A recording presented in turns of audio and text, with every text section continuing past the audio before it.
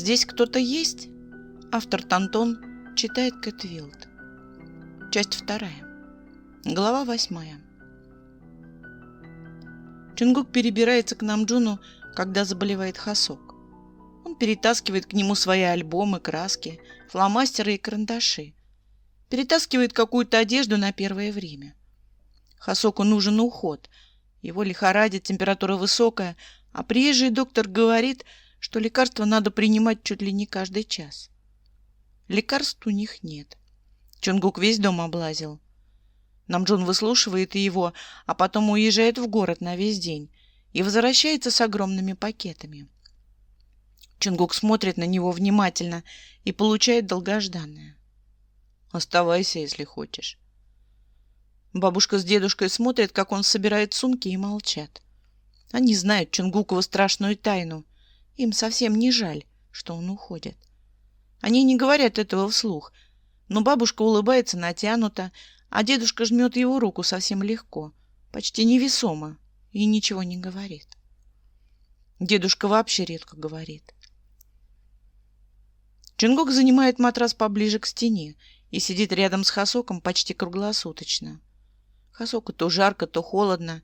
Чонгук меняет мокрое полотенце на его лбу каждые полчаса. Оно постоянно нагревается и высыхает. Чонгук рисует, пока Хасок спит. Рисует горы, которых никогда не видел, бескрайние моря, которые порой раз снились ему. Рисует страну у мальчика с белыми губами на берегу озера. Хотя их озеро даже озером сложно назвать. Это скорее большая лужа, пруд. Чонгук узнает его на каждой картинке. А еще Чонгук рисует Тэхёна. И это хуже всего. Хасок бредит во сне и просит у кого-то прощения. Иногда плачет. Чонгук гремит на кухне посудой и вливает бульон в его неплотно сжатые губы. Часть проливается. Чонгук аккуратно вытирает щеки Хасока платком. Иногда Хасок просыпается и просит пить. Просит отвезти его в туалет. Чонгук отводит. Когда бабушка болела, он делал все то же самое, пока дед был в поле. И теперь хорошо представляет себе алгоритм действий. Когда Хасок засыпает снова, приходит Тэхён. Он долго стоит на пороге, раскачивая рюкзак в руке, и смотрит на Чонгука, наклонив голову. «Ты ел?» — спрашивает. А Чонгук не помнит. Тэхён пихает ему в руки стопку тетрадей, бросает что-то про домашнюю работу и топает на кухню. Теперь посудой гремит он. Чонгук вяло пережевывает курицу, слушает Тэхёна, уже помывшегося, переодевшегося в сухую одежду, и чувствует, как холод, забранный у Хасока, куда-то выветривается, тает под Тэхёновой яркой улыбкой. «Намджун сказал, — говорит Тэхён, — что я могу пожить тут тоже». И он не только ставит Чонгука в известность, сколько просит. Чонгук понимает. Он понимает Намджуна со всей его бескрайней нежностью. Понимает Тэхёна, улыбающегося постоянно, но отчаянно желающего сбежать от одиночества, бродящего за ним по пятам в его собственном доме. У Тэхёна дома только одна бабка, но ей на Тэхёна совершенно плевать. Она его не слушает, она не хочет его слышать. Она читает газеты. Чонгук видел в окно, пишет куда-то бесконечные письма. Ей некогда с Тэхёном просто поговорить. Мать Тэхёна уехала очень давно, не сказав ни слова, и Чонгук, кажется, знает, кому все бабкины письма. Чонгук кивает и складывает на Тэхёнову тарелку лук. Тэхён улыбается как-то болезненно и вжимается лбом в его плечо. Чонгук не отталкивает, хотя хочется очень. Это не ненависть, не неприязнь, просто попытка держаться подальше от опасности, от сломанной жизни. Хотя куда ее еще больше ломать? Ближе к полуночи возвращаются Джин с Намджуном. Они все время ходят вместе и после школы никогда не идут сразу же домой. Их нет очень и очень долго. Чонгук не знает, куда они ходят. Тэхён говорит работать. Чонгуку, в общем-то, все равно. Главное, чтобы возвращались. Хасок просыпается, и Тэхён, сменивший Чонгука на посту, зовет Джина. Джин поднимает Хасока на руки. Джин сильный, крепкий и тащит в ванную. Чонгук прислушивается к шуму воды и монотонно перемешивает овощи на сковороде. Ему кажется, что все они похожи на семью. Маленькую, неправильную, но от чего-то очень крепкую. И это было бы забавно, если бы не было так грустно. Намджуну всего 16, а он уже отец. Намджун ловит Чонгука взгляд и криво, но честно улыбается. «Переживем», как бы говорит он. Чонгук раскладывает ужин по тарелкам, бьет Тэхёна полотенцем по загребущим рукам и показывает кулак. Хасок ест с ними.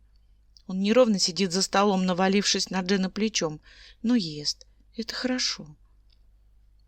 Подкосило чего-то. Виновато улыбается он, поймав очередной обеспокоенный взгляд. «Извините, как в школе». Чонгук рассказывает, что учитель тоже приболел, но не сильно. На занятия ходит исправно. Что Юнги так и сторонится их всех, даже доставучего Тэхёна избегает. И, кажется, стал еще более замкнутым. На озеро ходит, ябедничает Тэхён. Хасок роняет ложку. Извиняется, поднимает и говорит, что наелся. Чонгук осуждающий сверлит Тэхёна взглядом и сжимает губы. «Чтоб тебя, придурок!»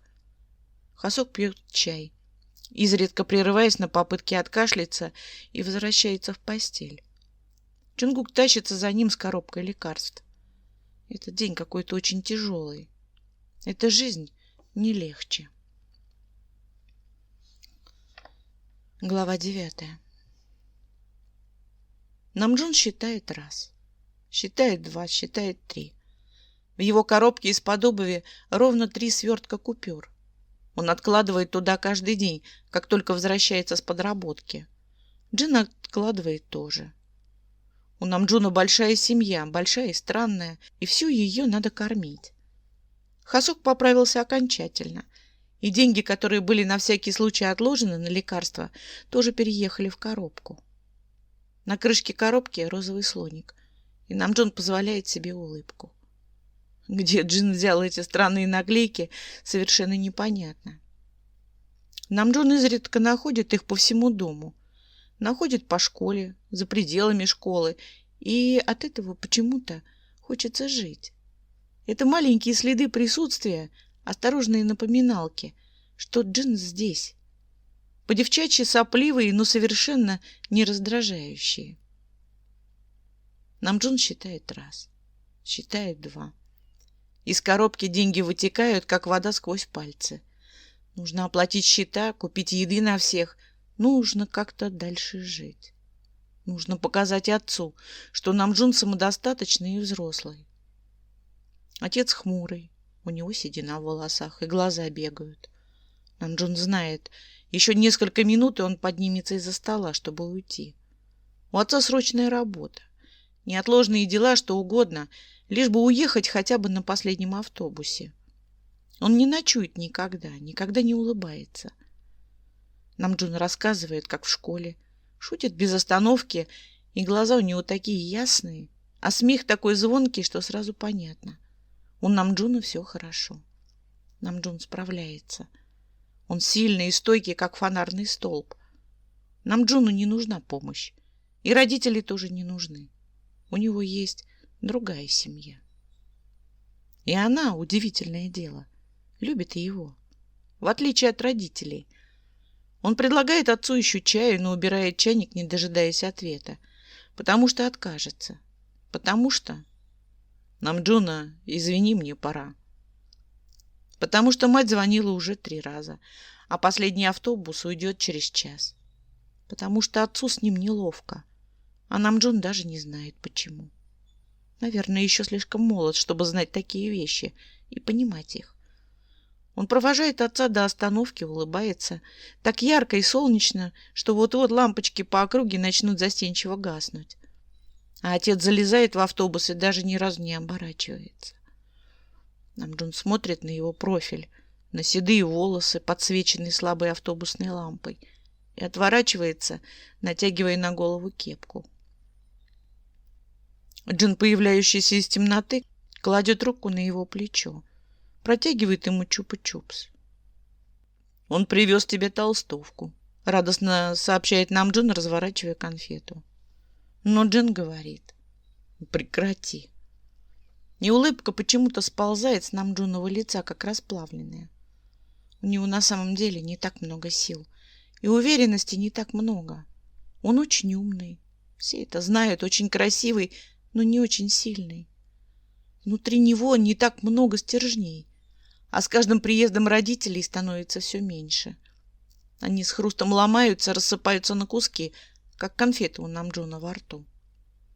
Намджун сжимает Джинову руку и повторяет упрямо: «Он привез тебе толстовку». «Он привозит только неприятности», — отзывается Джин и говорит: «Я купил краску». «Белую?» — недоверчиво уточняет Намджун. Джин хмыкает и кивает: «Белее белого». У Джина мягкие руки и осторожные пальцы. Они скользят по Намджуновым волосам, массируют голову, снимают боль. Намджун выдыхает и закрывает глаза. От краски голове немного холодно, но это не страшно, это пройдет. Джин насвистывает под нос и смотрит внимательно на Намджуна сквозь зеркало, а Намджун на него. «Ты мог бы быть актером», — говорит Намджун. «Ты очень красивый». «А ты рэпером», — улыбается Джин и натягивает на его голову полиэтиленовую шапочку. «Скажи йоу». «Йоу», — басит Намджун и двигает бровями. Джин шлепает его по шее, испачканной в краске рукой, и идет в ванную. Намджун слышит его смех и тоже улыбается. За окном серая промозглая муть, все стекло размыто. Солнце с картинки на стене светит особенно ярко. Намджун считает раз, считает два.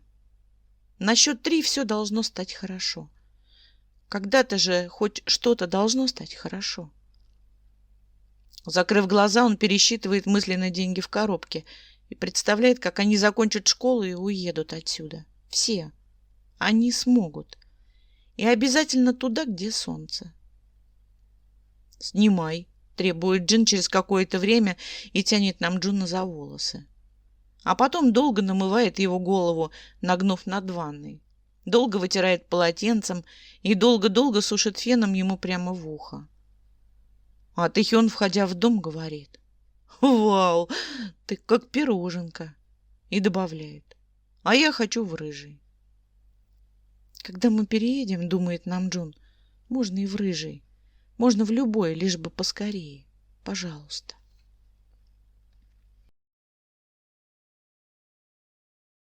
Глава 10.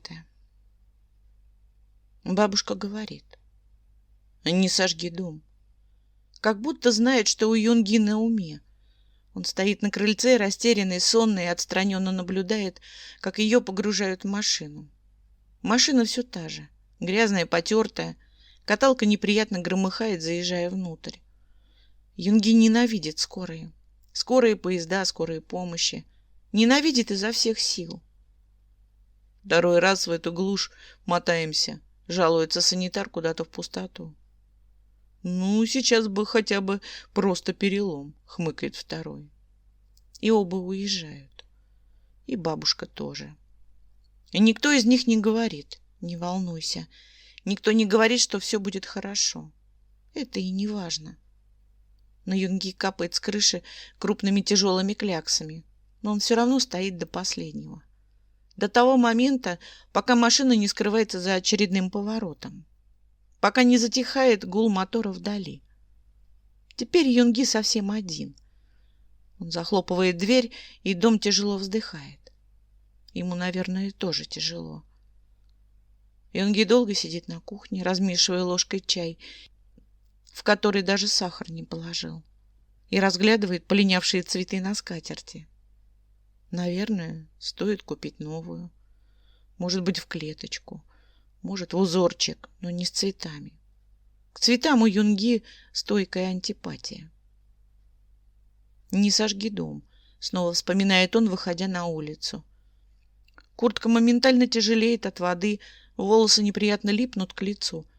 Но Юнги стоит на дороге, разглядывая покосившееся бабушкино жилище, и представляет, как хрустят под напором неудержимой стихии балки, как огонь пожирает все на своем пути, наплевав на дождь, бесконечно льющийся с неба.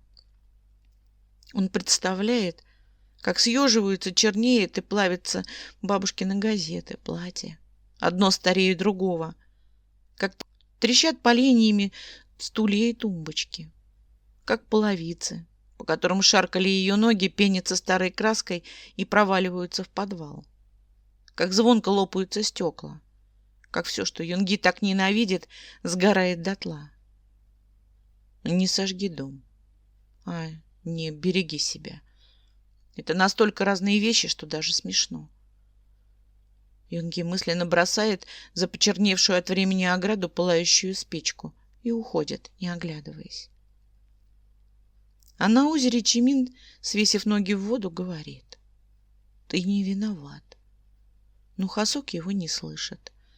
Хасок стоит у самой кромки, глядя в дрожащую озерную муть.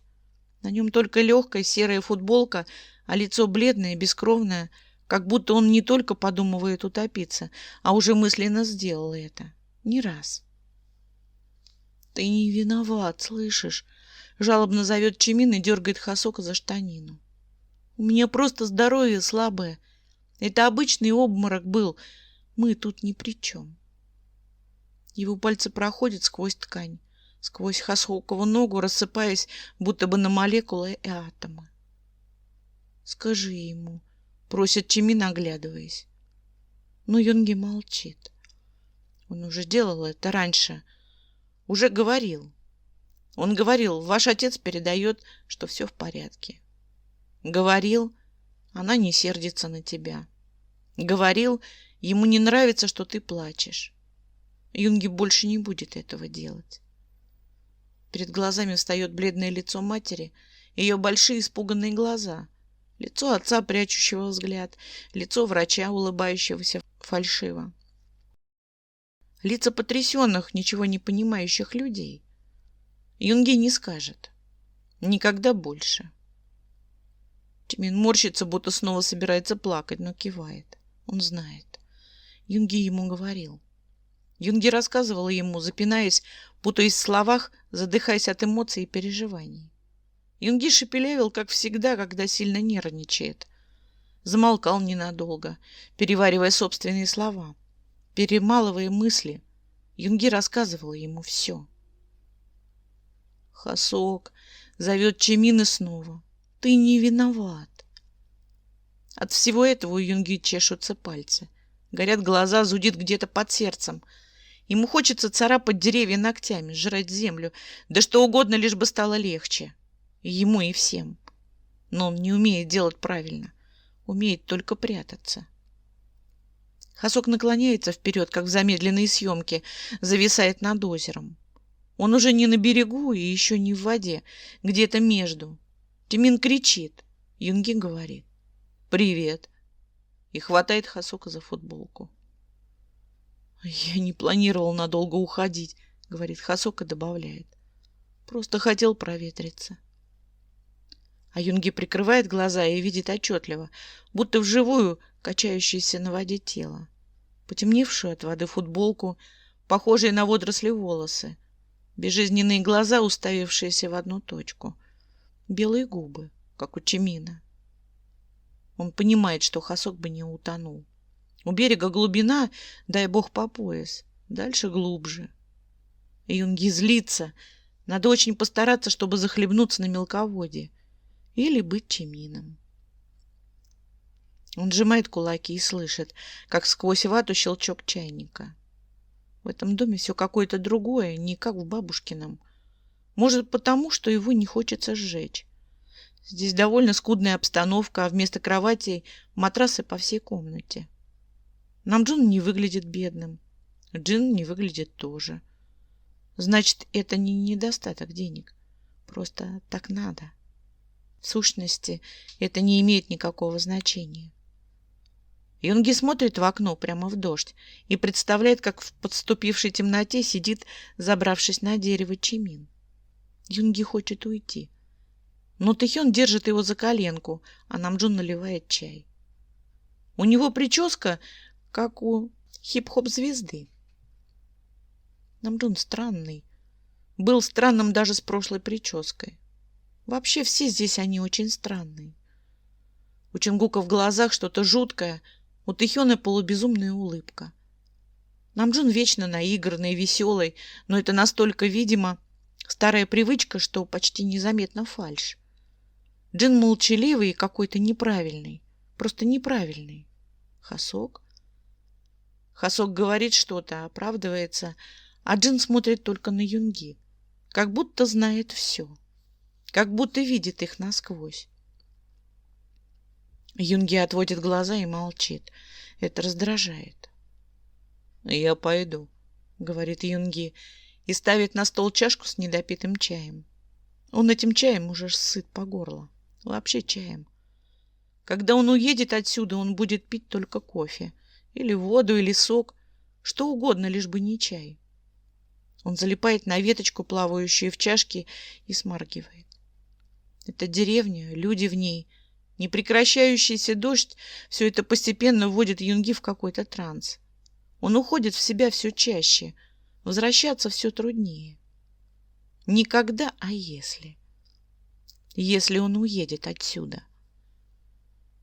Намджун смотрит в окно и говорит. Дождь на улице. Может, останешься? И Юнги до безумия хочет смеяться, как умалишенному ржать в голос, стучать Намджуну в грудь, поворачиваться к ним ко всем по очереди и кричать через смех про то, что дождь не прекращается, что он на улице всегда, что неужели вы не замечаете этого всего, черт побери? Он неуклюже улыбается и мотает головой. Лучше уйти, пока не свихнулся совсем, пока не согласился жить в этом, пока внутри что-то еще верит в другой конец. Намджун стоит на крыльце под тусклой лампочкой долго-долго. Юнги оглядывается только тогда, когда уверен, его уже не видно. Но Намджун продолжает стоять. Издалека он кажется каким-то хрупким, неустойчивым, странным, с этой своей белой, как молоко, головой. Он закуривает, выдыхает и снова замирает, напоминая Юнги какого-то необычного идола у храма. Юнги больше не оборачивается. Дорогу почти не видно. Он плетется вперед со скоростью черепахи, подсвечивая себе фонариком на телефоне. И, не доходя до дома, сворачивает в лес, густую черноту, размытую дождем, в сырые, продрогшие заросли. Тропинку не видно даже в свете фонарика. Юнги идет на ощупь по памяти. «Зря ты пришел», — говорит Чимин, не оглядываясь. Он сидит на толстой ветке, нависающей над самой водой, и отрешенно смотрит вниз, на черную озерную гладь. Он не светится в темноте, как бывает в фильмах, не пропускает сквозь себя лунный свет. Может быть, просто потому, что из-за тучи этой луны не видно совсем. Он похож на обычного мальчика, непонятно что забывшего ночью в лесу. На нем слишком легкая для такой погоды рубашка, белая с цветными разводами. Слава богу, не в цветок. Юнги ненавидит цветы. С Хасоком все в порядке, говорит Юнги, игнорируя вопрос. Ты вообще не спишь, да? Зачем мне спать? Не понимает Чимин и все-таки поднимает на него взгляд. Я мертвый. Юнги морщится и закрывает глаза. Мертвый, точно. Юнги хочется, чтобы Чимин был живым. Хочется обнять его и увезти отсюда, забрать с собой. Чтобы Чимину не было так одиноко здесь. Чтобы Юнги не было так одиноко там. Они бы подружились, он уверен. «Зачем ты приехал в деревню?» Юнги давно хотел спросить об этом, но не находил подходящего времени. Сейчас оно тоже не подходит, но почему нет? Чимин никуда не торопится, Юнги тоже. У Чимина впереди целая вечность, у Юнги большая часть жизни. Чимин смотрит на него внимательно и хлопает по дереву рукой. «Садись, раз уж пришел». Юнги скользит на мокрых корнях, пачкая ботинки, но подбирается к нему ближе. Чиминова ветка тоже мокрая. Юнги забирается на нее и чувствует себя озябшим, встрепанным воробьем. И Чимин чувствует тоже. Чимин весь холодный, один сплошной кусок холода. Его ледяные пальцы проходят сквозь Юнгину ладонь. Не получилось. Огорченно улыбается Чимин. Мне почему-то все время кажется, что рано или поздно получится. А Юнги знает. Не получится. Но не хочет его расстраивать. Я приехал, потому что родители настояли, говорит Чимин. Попал в больницу с переутомлением. Попал еще раз.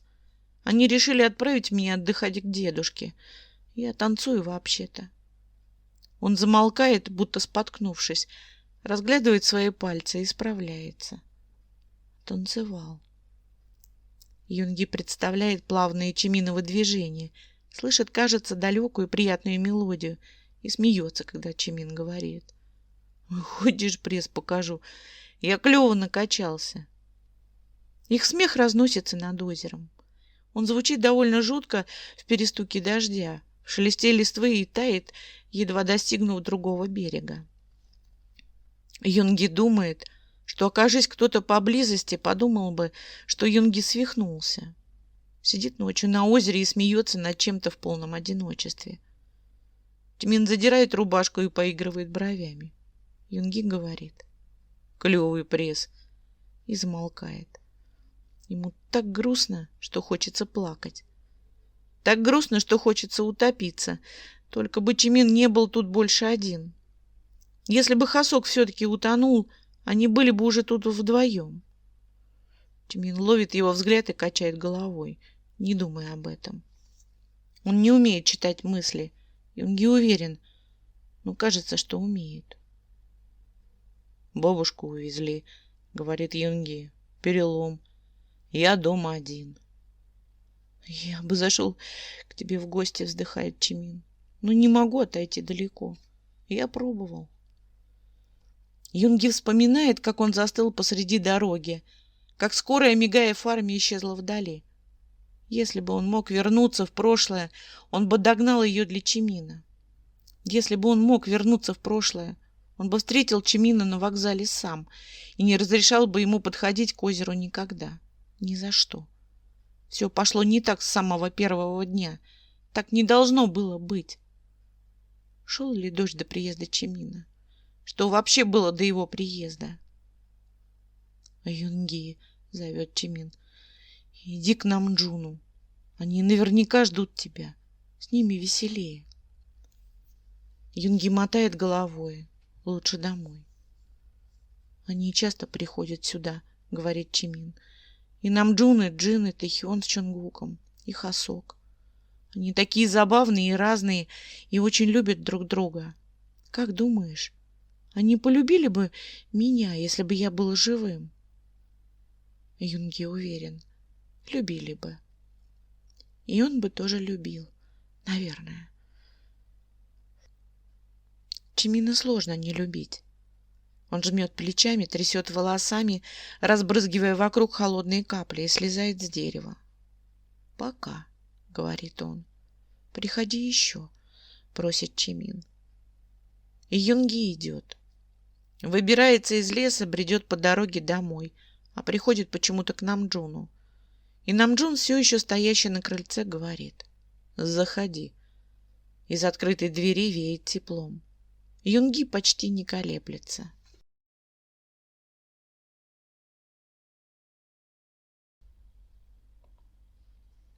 Глава 11. Чонгук любит рисовать и любит свои рисунки. Иногда они не соответствуют тому, чего он хотел добиться. Но Чонгук все равно их любит. Кроме тех, которые лезут в его голову против воли, которые необходимо рисовать, потому что иначе голова взорвется. Иначе можно сойти с ума. Сегодня выходной, и Чонгуку не надо никуда торопиться, но он бежит. Он спешит, не замечая дождя, ни ветра, ни веток, цепляющихся за одежду. У Чонгука грязные ботинки и листик в волосах. Чонгук забыл дома куртку, и под футболку забивается студеный ветер. Но это не важно. Он добегает до озера за 5 минут. Практически рекорд, учитывая скользкую дорогу и лужи. Падает на землю под деревом, шатром раскинувшим свою крону над ним, и достает альбом-карандаш. Чингуку очень нужно порисовать. Срочно. Он рисует на чистом листе линии построения. Исчеркивает его весь штрихами, неуверенными, резкими, и, кажется, совсем не дышит. На рисунке у Тэхёна хрупкие плечи, синяк на правом, острые коленки и губы, распахнутые в немом крике. Тэхён совершенно голый, и даже стенки ванны, окружающие его тело, не могут этого скрыть. Дрожащими пальцами Чингук рисует руку, накрывающую пах, и, наконец, выкидывает этот образ из головы, хотя бы временно. Он хочет смять лист, избавиться от него, но не может. Руки не слушаются. Сердце стучит, как больное. Он знал, что совместное проживание рано или поздно схлопнется ловушкой. Не могло быть все хорошо. Не тогда, когда Тэхён рядом. А Тэхён практически всегда рядом. От него не сбежать, не скрыться. И даже в Сеуле, когда Чингук переедет, Тэхён все равно будет рядом. Невозможно обманывать себя вечно. Чингук и не обманывает. Приезжая к Намджуну, он не взял с собой карты. Ни Сеула, ни метро, потому что в этом не было смысла. Чингук шел на последний бой и проиграл его, стоило только встретиться с Тэхёном взглядом. «Мы с тобой раньше дружили», — говорит Тэхён, кидая на его колени куртку. «А теперь ты сбегаешь от меня постоянно, даже не одевшись толком». Чингук отводит взгляд и, сложив альбом на сумку, надевает куртку. Потерявшие чувствительность руки с трудом пролезают в рукава. Тэхён садится рядом, приметив сухой толстый корень, и складывает руки в замок, опуская на него голову. Он смотрит из-под лобья и говорит медленно, задумчиво. «Мы ходили вместе в школу и вместе играли. Ты доставал для меня яблоки. Я до сих пор плохо лазю по деревьям. Мне все еще нужен кто-то, кто будет доставать для меня яблоки. Ты такой эгоист, Чингуки». Чингук натянуто улыбается и поднимается, подхватывая альбом. Он не хочет говорить. Ему страшно. В голове еще стоит призрачным облаком картина, увиденная утром, за неплотно прикрытой дверью. Тэхёновы плечи белые, почти одного цвета с ванной, откинутая на бортик голова. Чингуку нужно уйти прямо сейчас. На озере, вероятно, больше нельзя прятаться. Тэхён находит его здесь. Тэхён его везде находит. Тэхён хватает его за запястье, выбивая из рук альбом, и еле успевает поймать его, пока тот не добрался до воды. «Отдай!» — хрипит Чингук. И чувствует, как страшная, оглушающая паника накрывает неотвратимо. Если Тэхён откроет, если перелистнет страницы, то все будет кончено. Все снова будет кончено. Только теперь осуждающие на него будут смотреть не мамины глаза. Не папин рот будет говорить страшное слово «позор». И не они будут избегать Чингука. А хуже преследующего Тэхёна может быть только Тэхён ненавидящий. Тэхён смотрит на него с подозрением и открывает первую страницу. Чингук тянет его на себя за воротник куртки, хватается за него обеими руками и шипит: «Отдай!» Тэхён смотрит на него в упор, и в нем нет страха. Нет такого количества страха, как в Чингуке. Альбом снова летит на землю. Тэхён выпускает его из рук, но Чингук Тэхёна не выпускает. У него не разжимаются пальцы, не разгибаются руки. А Тэхён такой теплый, так близко, что на все эти действия просто нет никаких сил. «Ты совсем чокнулся», — выдыхает Тэхён ему в губы. А Чингуку хочется сжать его изо всех сил и орать, что он не чокнутый, что он нормальный, что нет ничего такого в его поведении, а грёбаный мир почему-то считает, что есть. И Тэхён тоже считает. «Я иногда слежу за тобой Пока ты здесь рисуешь, признается Тэхён и тычет пальцем куда-то за Чонгука. Вон на том дереве сижу. Если бы я умела рисовать, я бы тоже рисовал. Жаль, что не могу разделить это с тобой. Чонгук порывисто выдыхает и отпускает его. У него нет никаких шансов на нормальную жизнь, пока рядом Тэхён. И без Тэхёна жизнь тоже, кажется, не получится. Это слишком серьезное открытие для 14 лет. Чонгук, наверное, с ним не справится. Он зачесывает пальцами мокрые волосы назад и подставляет дождю лицо. Может быть, когда-нибудь ему все-таки удастся раствориться в нем навсегда. Тэхён сидит на корточках перед раскрытым альбомом и молчит. У Чонгука никогда не будет нормальной жизни. Потому что он ненормальный, неправильный, бракованный. Тэхён поднимает голову и говорит. Хорошо получилось, как всегда. Чонгук смотрит на рисунок перед ним, на четко прорисованные плечи, синяк на правом, на острые коленки и губы, распахнутые в немом крике. Смотрит на Тэхёна, живого, не с рисунка, смотрит прямо в его глаза и понимает, что это все, это конец. Это как-то слишком для него одного. К черту эти рисунки. Тэхёна, все к черту. Чонгук разворачивается и бежит через поляну, мимо деревьев, мимо озера. Бежит, пока Тэхён не валит его на землю, рванув за руку. У Чонгука отлично по физкультуре. Он первым пробегает дистанцию. Просто потому, что Тэхён на физкультуру вообще не ходит. Ему это не нужно. Тэхён легче, быстрее. Тэхён лучше его в 100 раз. В 1000 раз. В 1000 тысяч. Чонгук пытается столкнуть его с себя. Рычит, ругается, упирается локтями прямо в грязь, а потом плачет, закрыв лицо руками. Он все еще слишком маленький, слишком слабый. Тэхён сидит на нем, вжимая в землю, и тяжело дышит. Сминает куртку на его плечах пальцами. Чонгук слышит его дыхание, чувствует его пальцы, но посмотреть не может. Его душит. Из него выплескивается черными сгустками все, что он так долго хранил в себе. Вся ненависть, вся горечь. Все это хлещет нескончаемым потоком. И Чонгук может только давиться слезами и стонать от разъедающей душу боли в заляпанной грязью рукав. Он не хочет так жить. Это нечестно. Тэхён упирается лбом в его грудь и просит.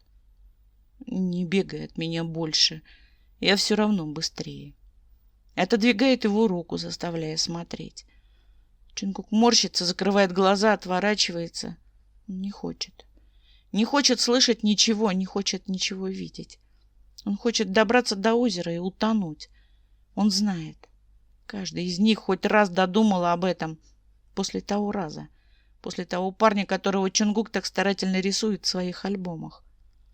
Он как будто подсказал им всем путь, указал направление. И Хасок хотел попробовать первым. Хотел бросить их всех. Это подло. Чонгук распахивает глаза и смотрит вверх, мимо Тэхёнова лица. На темно-зеленые кроны, на свинцово-серое небо. Он почему-то не может больше плакать. Кажется, все прошло. Над ним шуршат деревья, с листьев капает. Ухо щекочет острой травинкой. На холодной земле сводит лопатки. У Тэхёна красные глаза и искусанные губы. Он говорит. А я представляю тебя, когда занимаюсь этим. И целует его.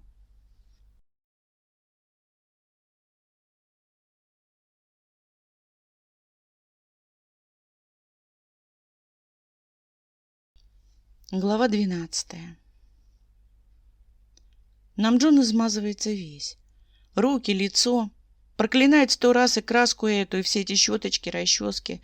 Но Джина к Юнги не подпускает. Он должен сделать это сам. Это как принятие в клан, как посвящение в секту.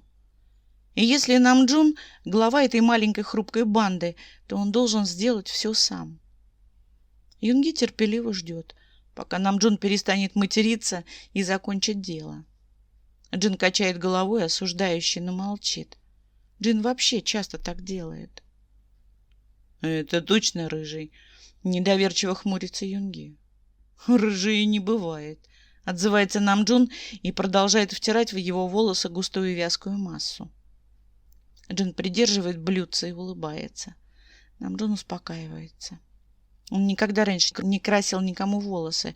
Но если Джин рядом, все просто обязано получиться. Все всегда получается. Юнги покорно ждет. Не говорит ни слова и вообще, кажется, засыпает к концу. Он выглядит очень серьезным, очень собранным.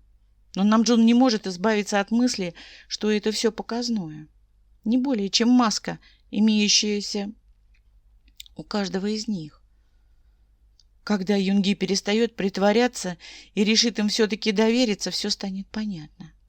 Все увидят его таким, каким видит Намджун. Испуганным, мягким и растерянным. Намджуну хочется заставить Юнги раскрыться. Хочется доказать ему, что они никогда не предадут. Какую бы он ни скрывал от них тайну, они примут ее вместе с ним. Это несложно, когда тебя самого предавали не раз. Намджун тащит Юнги в ванную и тщательно смывает подсохшую краску. Юнги терпит и ждет. Фен приходится все-таки доверить Джину. Юнги напрягается, но позволяет себя высушить. Позволяет к себе прикасаться. Он мог бы сделать все сам. И помыться, и посушиться. Но Намджун умышленно вынуждает его довериться. Иначе не получится. У Юнги кислотно-рыжие волосы. И взгляд такой недоверчивый, будто он ждет, что краска сейчас сползет, и он снова станет брюнетом. Но краска не сползает. Краска крепкая и надежная, продержится очень долго. Им с Джином пора открывать свою парикмахерскую. Намджун сообщает Юнги, что получилось офигенно, и уходит курить, забрав Джина. А Юнги идет следом. Он стоит на крыльце рядом с ними, вдыхает пропитанный дождем воздух, перемешанный с дымом от их сигарет, и выдыхает. Спасибо. Намджун думает, что в списке покупок надо добавить еще один пункт. Теперь там будет и Юнги. Юнги подойдет что угодно, и Намджун довольно морщится, представляя, как будет теперь выбирать одежду и для него. У Намджуна маленький приют для брошенных, а он совсем не против. И это не благородство. Глава 13. Нет. Намджун просто очень жадный. В этом холодном, богом забытом месте ему нужно больше тепла, чтобы не курить в одиночестве на промерзшем за ночь крыльце, чтобы не есть остывшую в холодильнике пищу, чтобы говорить с кем-нибудь и с кем-нибудь молчать. Намджуну нужен кто-то, и лучше, если этих кто-то будет много. Чем больше, тем лучше. Тем меньше места для грустных мыслей и давящей пустоты. Намджун жадно перебирает имена доверившихся ему людей и радуется, как ребенок, от того, что их стало больше. Но должно было быть еще больше, еще один. И это горько. Потому что Намджунов пазл никогда уже не соберется целиком. Его счастье, его неодиночество никогда не будет абсолютным. «Тот парень», — говорит он, нарушая хрупкую тишину, — «он тоже должен был быть с нами». Юнги вздрагивает, но молчит. Джин треплет Намджуна по плечу. «Он и так с нами. Ты постоянно говоришь о нем. Чонгук постоянно его рисует. Хасук торчит на озере почти каждый день». Он выдыхает, затягивается снова и, глядя в мутное облако, поднимающееся в небо, добавляет: «Юнги». Юнги молчит. Но Намджун уверен, что его тоже затронула эта беда. Потому что Юнги часто бывает на озере. Потому что Юнги вздрагивает каждый раз, когда тот парень упоминается в разговоре. Потому что взгляд у Юнги становится тяжелым и густым. Возможно, его затронуло больше всех. Хасок мокрый до нитки распахивает настежь калитку и говорит: «Эти двое подрались, кажется». Тэхён и Чунгук, стоящие за забором, смотрят в разные стороны и молчат. Чунгук весь в грязи, а альбом в его руках мокрый. Тэхён хмурый и тоже испачкан с головы до ног. «Мы не дрались», — мотает он головой и ярко улыбается. «Мы выясняли отношения». «Выяснили?» — уточняет Джин. И оба синхронно кивают. Чунгук кусает губы и хмурится, становясь неуловимо похожим на Тэхёна. Тэхён тычет его в бок пальцем и дергает за рукав. Они похожи на детсадовцев, думает Намджун, проталкивая одного за другим в дом. На детсадовцев, не поделивших погремушку. Хасок, замыкающий шествие, шмыгает носом. Как бы не заболел опять. Джин загоняет их всех в ванную, не разбираясь особо, кто с кем и когда будет мыться. Выдает полотенце, сухую одежду и уходит на кухню. Там он проводит большую часть своего времени. Джин мог бы стать отличным поваром. На самом деле это круто. Потому что каждый из них все еще может кем-нибудь стать. Юнги перекидывает в ноутбук очередные фотографии. Намджун стоит за его спиной, разглядывая кадр за кадром. Каждый из них станет кем-нибудь. Может быть, даже по отдельности. Но Намджун всегда будет рядом. Просто потому, что по-другому он уже не может. Ему необходимо быть рядом. Он плетется на кухню, поймав недовольный взгляд Юнги, смотрит на широкую Джинову спину и спрашивает. «Ты останешься со мной?» Джин отставляет в сторону разделочную доску и поворачивается к нему. Улыбка у него мягкая и понимающая, всегда всех понимающий Джин. «Может быть, иначе?» Намджун разглядывает его лицо, пытаясь отыскать в нем хотя бы тень сомнения, но его там нет. Джин уверен в своих словах, и это дает надежду. «Мы снимем квартиру в Сеуле», — рассказывает Джин. «Заведем кота или собаку. Будем работать днем, а вечером залипать во что-нибудь вместе. Мы обязательно уедем отсюда и никогда не вернемся». Намджун трется о его щеку носом, сжимает его плечи и чувствует себя героем какой-то мелодрамы. Они все тут так себе актеры на самом деле, но играют свои роли исправно. Нужно только закончить школу и выйти на большую сцену, произвести фурор. «Может, будем встречаться?» — спрашивает Намджун. «Мы еще нет», — хмыкает Джин и тянется к нему.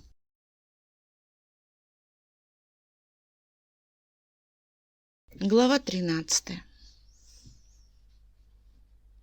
«У тебя есть какая-нибудь мечта?» — спрашивает Чимин. И Юнги почти готов взахлеб рассказывать о том, как хочет отсюда свалить, но не рассказывает, потому что, наверное, уже не хочет. В Сеуле есть куча магазинов, много баров и кафе, огромное количество парков и скверов. В Сеуле чертова уйма людей, но нет Чимина. Это вроде как все решает. «Я раньше хотел стать знаменитым танцором», — говорит Чимин, так и не дождавшись ответа. «И певцом тоже, может быть. Я неплохо пою». Юнги рассматривает его плечо, ухо, исколотое сережками, родинку на шее, и надеется, что Чимин не будет сейчас петь. Но Чимин поет. У него приятный мягкий голос, песенка какая-то совершенно попсовая, но Юнги от всего этого передергивает. От надломанного голоса, разлетающегося над озером, от Чиминовых губ, тянущих очередную ноту, от дождя, все это смешивающегося между собой. Юнги хочет погреться, и очень хочется погреться об Чимина, но это невозможно. И осознание этой невозможности разъедает его изнутри. Он никогда не сможет Чимина обнять, не сможет погладить его по голове. Он не сможет стряхнуть с его щеки зернышко риса, как в глупых дорамах. Он никогда не сможет сделать еще много чего. Чимин, наверное, тоже об этом часто думает. Об этом невозможно не думать. «Я больше не хочу быть танцором и певцом», — шепчет Чимин, прекращая петь. Юнги смотрит на него, на дождь, рассекающее его насквозь, и, кажется, знает, чего хочет Чимин. Он тоже этого хочет. «Я хочу быть живым», — говорит Чимин. «Это моя мечта.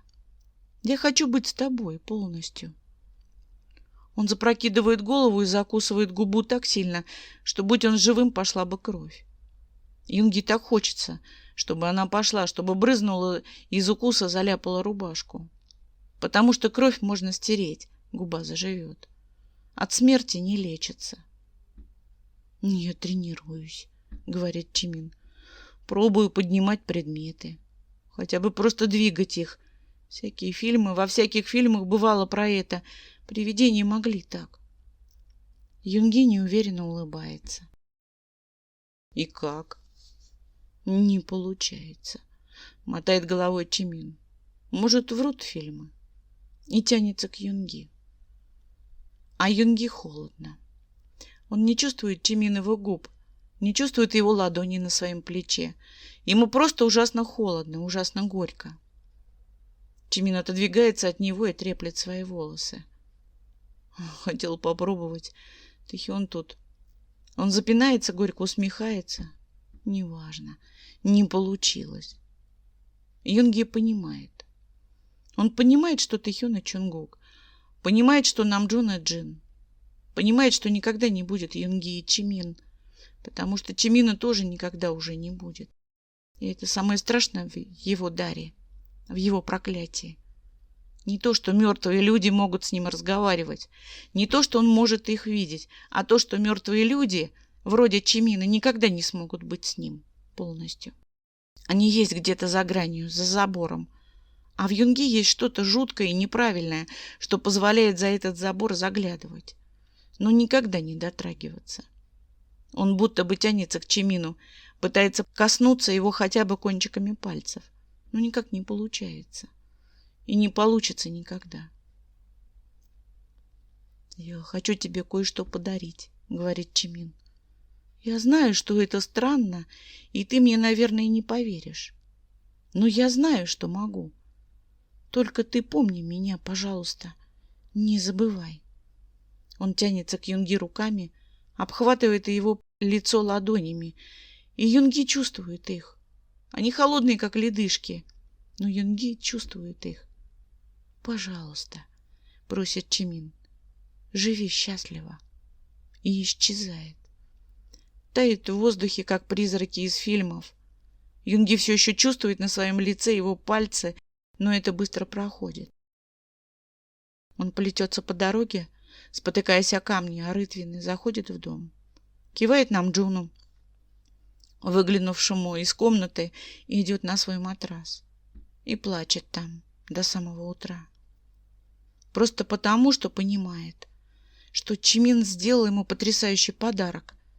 Но ему этот подарок не нужен, потому что Юнги больше никогда не сможет видеть призраков, а хочет хотя бы раз еще. Глава 14. Чимин открывает глаза и смотрит в потолок. Потолок белый, ровный, будто не побелкой покрыт, а снегом. А за окном солнце такое яркое, что можно ослепнуть. Он задевает проводки, намотанные на его руку, воткнутые иглами под его кожу, и хрипло стонет. Это был странный сон. Ни плохой, ни хороший. Это был грустный сон, и он закончился. Женщина в белом халате прижимает ладони к лицу и говорит: «Он очнулся». А Чимину не хочется. Ему хочется обратно, туда, где его практически нет. Где практически есть Юнги. Чимину без Юнги теперь никак. Он чувствует, как по лицу стекают горячие тяжелые капли, и это не дождь. Он приходит в себя несколько недель. Сначала плохо получается говорить, плохо получается двигаться. Врачи говорят, что за несколько месяцев комы тело сильно ослабело. Он заново учится ходить, заново привыкает к людям. К тому, что его видят все и не видят Юнги, потому что Юнги нет. Чимин спрашивает у родителей, спрашивает у друзей, приходящих к нему чуть ли не каждый день, знают ли они Юнги. Ну, конечно же, они его не знают. Откуда им знать человека из Чиминого сна? Человека, для которого сам Чимин, наверное, был сном. Чимин помнит все, до мельчайших подробностей, до ощущений, до оттенков чувств. Он не хочет, чтобы все это закончилось вот так. Он выходит из больницы в самом конце лета и, приезжая домой, оккупирует компьютер. Он почти не ест, совсем не спит. Он перерывает кучу информации, связывается с уймой людей и все-таки находит. Автобус подбрасывает на рытвинах. Мотор успокаивающе гудит, и Чимин, вглядываясь в дождь, рассекающий мир за окном, честно старается успокоиться. Но спокойствия нет и не будет. В автобусе он один, если не считать седого водителя. Водитель курит в окно, гудит под нос какой-то мотивчик и бросает на Чимина заинтересованные взгляды. «Жил здесь кто?» — спрашивает он, когда тормозит на остановке. Чимин мотает головой, совсем не понимая вопроса. У него нет, у него не жил. А чего тут? К друзьям. Да чем-то признается Чимин и чувствует, как сердце сжимается. Водитель хмыкает загадочно, скребет затылок под полинялой кепкой и советует. Долго тут не торчите. Нехорошее место, то аварии, то утопленники. Я тут утопленник, думает Чимин. Я. Он сбегает по ступенькам и долго стоит, разглядывая остановку. Та самая. Сердце заходится гулким стуком. Чимин прижимает его рукой и идет вперед. Впереди пустота. Он проходит мимо небольшого надгробного камушка, обложенного цветами и свечками, и старается не смотреть на фотографию. Он знает это лицо. Ему нет нужды смотреть на него снова. В газетах писали несчастный случай, таинственные происшествия. А Чимин смотрел на дату и сжимал кулаки так, что кровь из-под ногтей шла. Юнги приехал через день после него. И разбился тоже. Чимин идет по дороге через поле, проходит мимо озера. Его не видно за деревьями. Но Чимин знает, оно там. Он бежит сквозь лес, проскальзываясь на лужах, пачкая ботинки, и вторгается в деревню, как ураган. Как скорый поезд, не успевший затормозить перед вокзалом. Он влетает в ворота на полной скорости и останавливается, потому что бежать некуда. Газеты и тут не соврали. Они столько врут, столько несут чепухи, но зачем-то в этот раз решили напечатать чистую правду. Чертовы журналисты, чертовы все. Чимин смотрит на деревню из своих снов, из своего полузабытого путешествия сквозь время и не сдерживается, когда стон глухой, острый рвется из него наружу. Чимин смотрит на деревню. Обугленные остовы домов смотрят на него. Там уже 10 лет никто не живет. Вспоминает Чимин слова тетеньки на автовокзале и падает на колени. Чимин не был призраком. Призраками были они. Улыбчивый Тэхён, напуганный Чонгук, потерянный Хасок, стойкий Намджун и понимающий Джин. Юнги. Юнги тоже. Чимин сидит на коленях в грязной мутной луже и плачет. Штанины намокают. Дождь забирается под воротник и рушит волосы. Он никогда не прекратится. Он будет идти вечно. Каплей за каплей вливаются в Чимина, наполняя его. Потому что любая пустота рано или поздно заполнится. Юнги в Чиминовой памяти говорит: «Я с детства вижу призраков», и улыбается.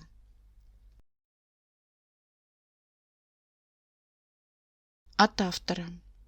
Бонус для тех, кому, нет, так не пойдет. Чимин открывает глаза и смотрит в потолок. Потолок белый ровно, будто не побелкой покрыт, а снегом. А за окном солнце такое яркое, что можно ослепнуть. Он задевает проводки, намотанные на его руку, воткнутые иглами под его кожей, и хрипло стонет. Это был странный сон. Ни плохой, ни хороший. Это был грустный сон. И он закончился. Женщина в белом халате прижимает ладони к лицу и говорит: он очнулся. А Чимину не хочется. Ему хочется обратно. Туда, где его практически нет. Где практически есть Юнги. Чимину без Юнги теперь никак. Он чувствует, как по лицу стекают горячие тяжелые капли, и это не дождь. Он приходит в себя несколько недель. Сначала плохо получается говорить, плохо получается двигаться. Врачи говорят, что за несколько месяцев комы тело сильно ослабело. Он заново учится ходить, заново привыкает к людям, к тому, что его видят все, и не видит Юнги, потому что Юнги нет. Чимин спрашивает у родителей, спрашивает у друзей, приходящих к нему чуть ли не каждый день, знают ли они Юнги. Ну, конечно же, они его не знают. Откуда им знать человека из Чиминова сна? Человека, для которого сам Чимин, наверное, был сном. Чимин помнит все до мельчайших подробностей, до ощущений, до оттенков чувств. Он не хочет, чтобы все это закончилось вот так. Он выходит из больницы в самом конце лета и, приезжая домой, оккупирует компьютер. Он почти не ест, почти не спит. Он перерывает кучу информации, связывается с уймой людей и все-таки находит.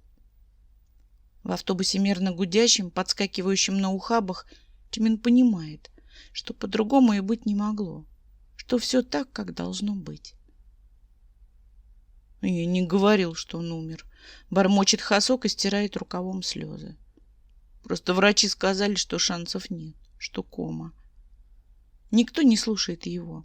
Все смотрят на Чимина и молчат. Намджун, который не мог не говорить о нем. Чунгук, который рисовал его. Тэхён, который долго всматривался в каждый из рисунков. Джин, которому Чимин снился. Хасок, приходящий на озеро каждый день. И Юнги. Юнги смотрит на него. Чимин берет его за руку и говорит: «Представь, что она теплая». И тоже плачет, потому что она и правда теплая, потому что Юнгина рука теплая тоже, потому что Юнги тоже плачет.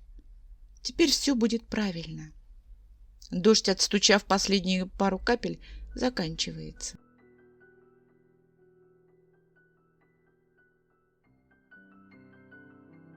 «Я опаздываю!» — орет Тэхён из комнаты и вылетает из нее пулей. Чунгук скачет за ним на одной ноге, пытаясь влезть второй в штанину. У него семейники в крупную клетку, и вид такой взъерошенный, как будто опаздывает он. «Завтрак на столе!» — кричит из другой комнаты Джин. «Если Чимин все не сожрал!»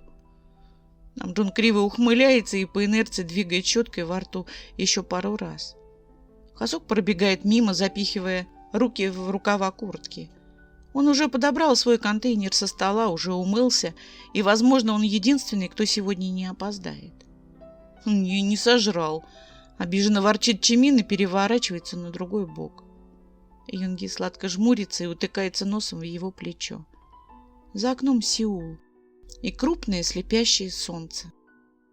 Они никогда больше не вернутся. Тэхён мажет губами по Чунгукову лбу и вылетает из квартиры. Все будет хорошо.